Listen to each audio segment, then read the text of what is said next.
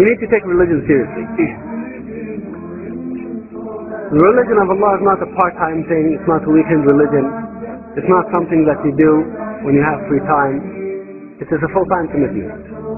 Allah Azza wa Jalla is telling Yahya, Ya Yahya, khudh al-kitaba biquwwa. Oh Yahya, hold the book with strength. And Allah Azza wa Jalla told Bani Israel, وَإِذَا أَخَذْنَا مِيثَاقَكُمْ, we have taken a covenant from you. And then Allah Azza wa Jalla says, خُذُوا مَا آتَيْنَاكُمْ بِقُوَّةٍ, take what we have given you with strength. So the religion of Allah is serious. And it needs serious men. This is a religion of men. And that was the characteristics of the Sahaba radiallahu anhum. They were men. You know, they were not weak and wishy-washy. They would not water things down. Their religion wasn't a vegetable soup. Their religion was serious. They committed themselves to it and they were strong. They were strong in the battlefield. They were strong in their ibadat. They were strong in their commitment. They were strong against the enemy of Allah Azza wa Jal. Strength was part of their Islamic character. Rasulullah says that Allah loves the strong believer more than He loves the weak believer. So it's a serious religion. You know, we don't want to see the brothers, they're strong and active when they're on the street, and then when they start practicing Islam, they start dangling their hands and their eyes become dizzy and they become weak and feeble. You should retain that strength with you as a Muslim. The Sahaba radiallahu anhum, men or women, when they committed to the religion of Allah Azza wa Jal, nothing whatsoever could change them off track. Men or women. With Abdullah bin, one of the Sahaba, Abdullah bin Hadath al-Sahmi, he was taken as a prisoner by the Romans. So the Roman king inquired. He said, among the prisoners of war, do we have anyone who was a Sahabi? Because there were many Tabi'in. So he specifically said, is there any Sahabi among the prisoners of war? They said there's one, Abdullah bin Hadath. So the king wanted to meet him. You know, the Sahaba to them were something special. They wanted to meet, so they brought Abdullah bin Hadath. Now, this Roman king knew or heard about the qualities of the Sahaba radiallahu anhum.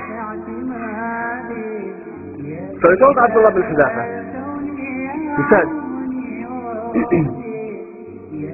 I'm gonna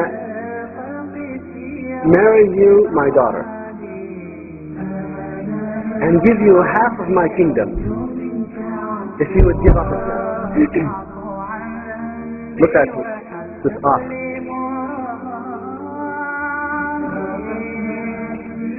Half of the kingdom and marry you my daughter. Abdullah bin Hadath said, I don't need your kingdom and I don't want your daughter. Keep it for yourself. So the king said, bring one of the prisoners of war. So they brought one of the prisoners of war and they threw him in boiling oil. So as soon as it was so hot, when they threw the Muslim in it, he burned so fast. Abdullah bin Hadath said, I saw his bones poking out of his flesh. You know when you fry chicken, see the bone is surrounded with flesh, but when it fries, the flesh shrinks and the bone comes out. That's what happened to this Muslim. He fried in that oil, so Abdullah bin Hadath said, I saw his bones coming out. The king told him, that's what I'm going to do to you if you don't give up your religion. Abdullah bin Hadath said, go ahead. So they picked up Abdullah bin Hadath, and when he was above the boiling oil, he started to cry. The king said, that's his point of weakness. He gave up. Bring him back. The king now is very happy that he was able to pressure Abdullah bin Hadath into giving up Islam. So he told Abdullah bin Hadath, why did you cry? Abdullah bin Hadath said, I didn't cry because of the reason you think I cried.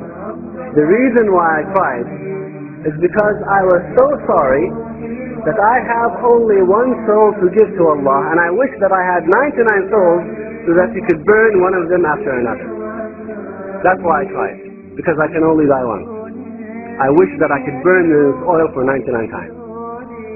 The king said, there's nothing I can do with it. So then the king said, to save face, he said, all what I want from you is to kiss my forehead. And if you do that, I will free all of the Muslim prisoners of war. Just kiss my forehead, that's all. Abdullah bin Hudhafa thought about it and he said, if it's going to benefit the Muslims and all of the prisoners of war are going to be freed, why not do it? There's no kufr or shirk in it. It's going to save the Muslims, so he went ahead and kissed the forehead of the king. All of the Muslims were released. Abdullah bin Hudhafa made it back to Medina and Umar heard about the story. So Umar bin Khattab, he saw Abdullah bin Hudhafa in the masjid and he went to him and he kissed his forehead. And he told all of the Muslims to kiss his forehead because of what he had done. So they were serious. We will try to buy you out and said, do you want to join us? So they said to the Rasul sallallahu alaihi wasallam, we'll give you the keys of the Kaaba, we'll make you our king, our leader. We'll give you all the wealth, the silver and gold that you can ever imagine. And in some history books they said, we'll give you women for you to stop preaching this message. And the Prophet said, sallallahu alaihi wasallam, if you should put the sun in my right hand and the moon in my left hand, for me to abandon my mission, I will never stop preaching this message until Allah Ta'ala makes it become triumphant in the land, or I die before that takes place. So the Rasul refused to sell out. And the Kafirs claim every man has a price. What do they say? Every man has a price. Now when they say every man has a price, they are talking about Kafirs and hypocrites and apostates. A true believer cannot be bought. I hope you are listening. A true Muslim cannot be bought. Your price is paradise in the bodies of green birds. Can Kafirs give you that? Impossible. Only Allah can give you paradise. This is why you, the believer, you do not sell out, because you know that only Allah Ta'ala can give you what you are yearning for. Kafirs cannot give you what you are yearning for. So when the Kafir said every man has a price, it's not talking about true Muslims. This statement is for Kafirs, hypocrites and apostates. The Ummah has waken up, and there is only one way for you now. There is no more soft Islam. There is no leaflet manhaj. Just put a leaflet on the lamppost and the government will pop it. There is no more leaflet manhaj. And there is no more curry manhaj. Just go for 40 days in a masjid and eat curry and give dawah, and the victory will come. No more curry manhaj. There is no more democracy manhaj. Just drop a leaflet. Oh, look how wonderful Allah is. Just put the X and drop the leaflet, and the victory will come. There is no more democracy manhaj. There is only one way forward for you now, and that is jihad fi sabilillah. And even if you don't want to do jihad, the Kafirs are going to bring it to your doorstep. Because a Muslim woman may be walking down the road, like what happened in Swindon, and they beat her with baseball bat. That's your sister. It's your sister, even though you don't know her. Because the Rasul said the Muslims in their love, mercy and affection for each other is like one body. When one part of the body is affected, the whole body is affected. So even when you don't want jihad, the Kafirs are going to bring it to your doorstep. So the days for soft Islam is over. Because the Kafirs, they're not preaching soft, they are preaching hard. They're not talking. They're not talking, they are killing. They are killing you in Chechnya, they're killing you in Palestine, killing you in Iraq every day, 24 hours a day, every day. So the days for soft Islam are over. Because the Kafirs, even if you don't want to wake up, the Kafirs, they are making sure that you wake up by killing your men, putting your scholars in prison, and raping your women, robbing you of your natural resources, digging tunnels underneath your masjid to topple your masjid and demolish your masjid, occupying your holy land, robbing you of your natural resources, putting your men in concentration camps, putting your women in rape camps, killing your scholars, and demolishing your izzah. So even if you don't want to wake up, you have absolutely no choice. You have to wake up because the Kafirs are forcing you to wake up willingly or unwillingly.